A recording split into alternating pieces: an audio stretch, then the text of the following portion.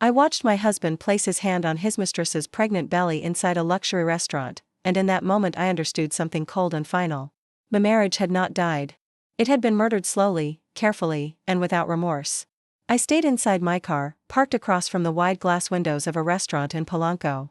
A thin rain fell over Mexico City, but inside, everything looked warm, golden, and perfect.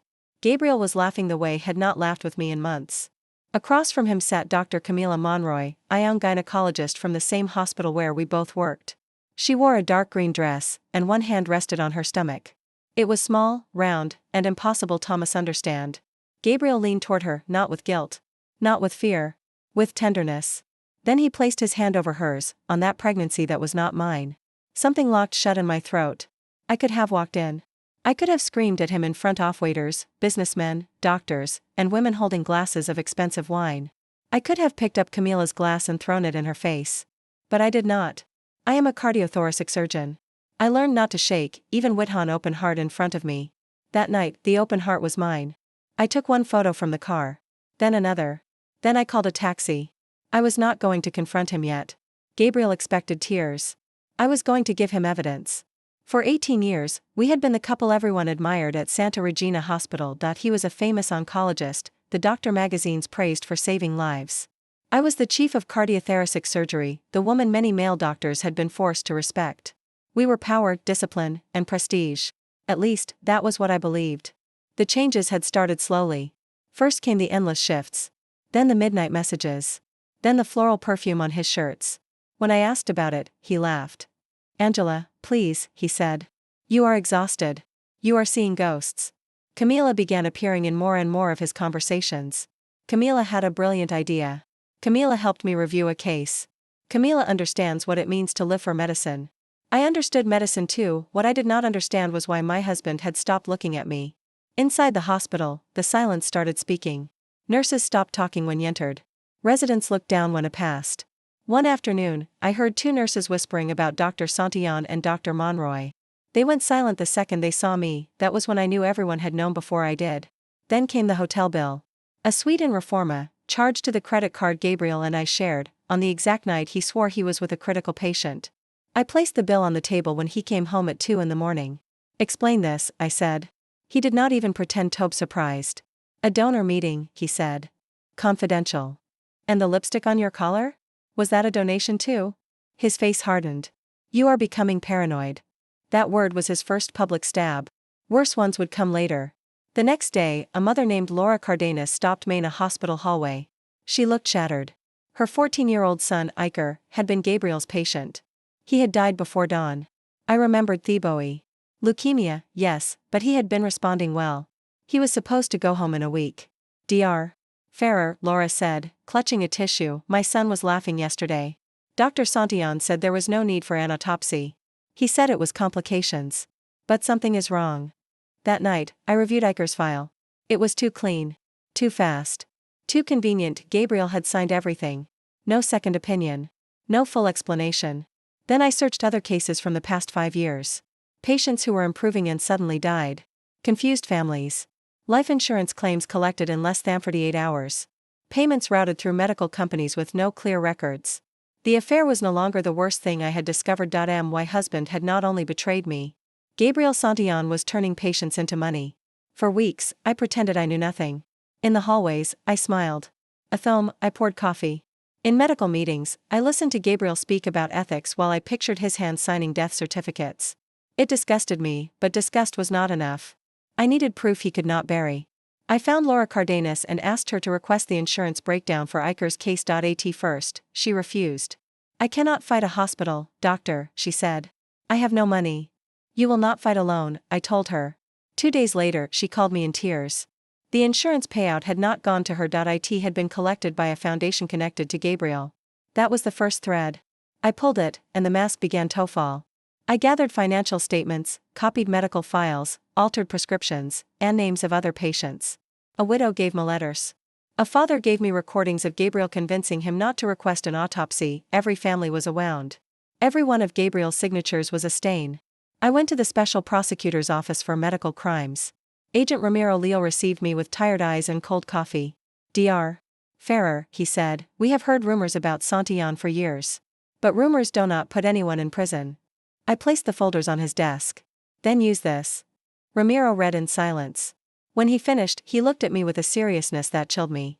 If he finds out you are behind this, he may try to destroy you before he falls. He already destroyed my marriage, I said.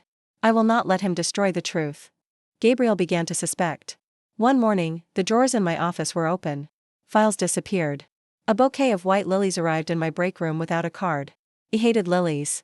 He knew that. It was not a gift. It was a threat wrapped in flowers. One afternoon, I confronted him at home with an incomplete folder, just enough to provoke him. How many patients were there, Gabriel? He laughed. You are sick with jealousy. Iker Cardenas did not die because of jealousy. His smile vanished. He took one step toward me. Careful, Angela. You have no idea what kind of forces you are touching. Then enlighten me. His voice dropped almost to a whisper. Not everyone survives because they are meant to survive. Sometimes nature needs help. He said it softly, almost proudly. What he did not know was that my phone was recording from inside the flower vase. The next day, Ramiro listened to the audio 3 times. This opens a door, he said. But we need him exposed before he can run, or we need the money trail revealed in a way he cannot bury. Then the opportunity arrived, the hospital's annual gala. It was a night built to honor Gabriel for his humanitarian career. Donors, press, directors, doctors, and a live broadcast would all be there. It was the perfect stage he had built for himself. So I prepared a second stage. I sent Camila an anonymous envelope containing bank records that showed accounts in her name being used to move money. I wanted her to doubt him. I also invited the families of the patients. No one told them exactly why, only that night, they would hear the truth. When I arrived at the gala, Camila sat in the front row, wearing that emerald dress, her pregnant belly held like a trophy. Gabriel stepped onto the stage beneath a wave of applause. Medicine is an act of love, he said. I stood up. The room went silent. I took the second microphone. You are right, Gabriel.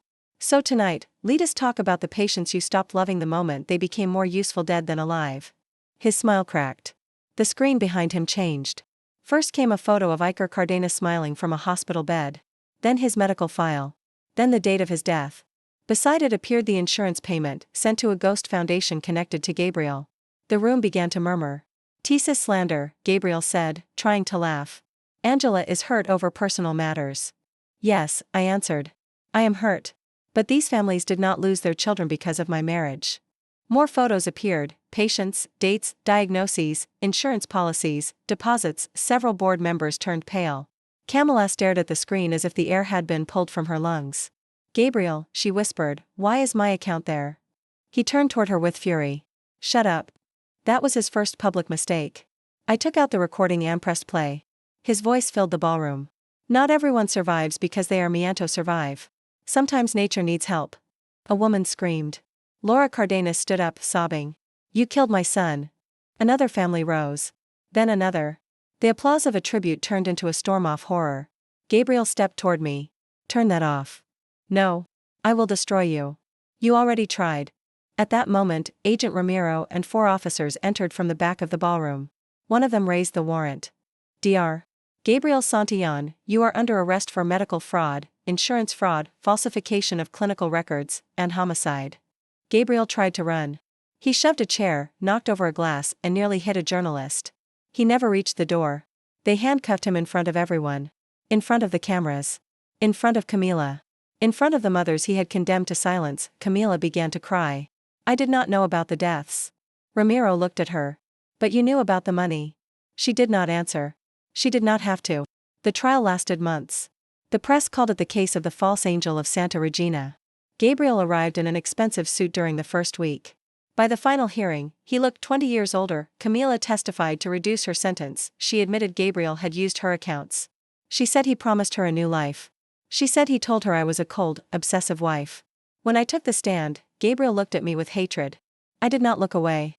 I spent years loving a man I believed was brilliant, I said. But intelligence without a soul only makes a monster more efficient.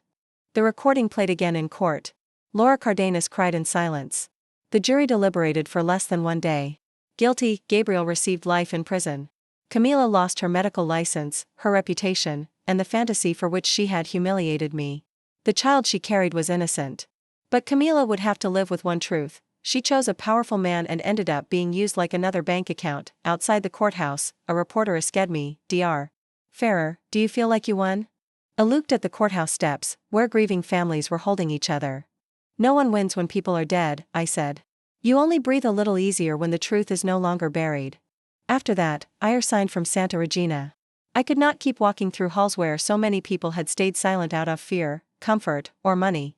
For a while, hot medicine had betrayed me. Then I understood the truth. It was not medicine.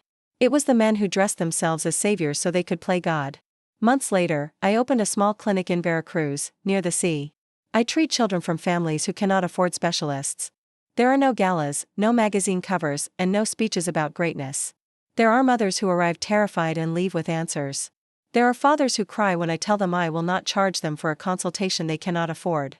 One afternoon, I received a letter from Laura. It said, my Iker did not come back, but his name saved others. Thank you for refusing to stay silent. I keep that letter in my desk, next to my stethoscope. Sometimes I dream of the restaurant in Polanco. I see Gabriel touching Camila's belly, and I feel that blow in my chest all over again. But I do not wake up broken anymore. I wake up remembering that I did not walk in screaming because my revenge needed patience, proof, and justice. Today I know a betrayed woman can cry. She can shake. She can feel alone. But when she stands up with the truth in her hand, even the most powerful man stops looking invincible. Gabriel thought he was taking my place from me. What he really did was give me back my voice.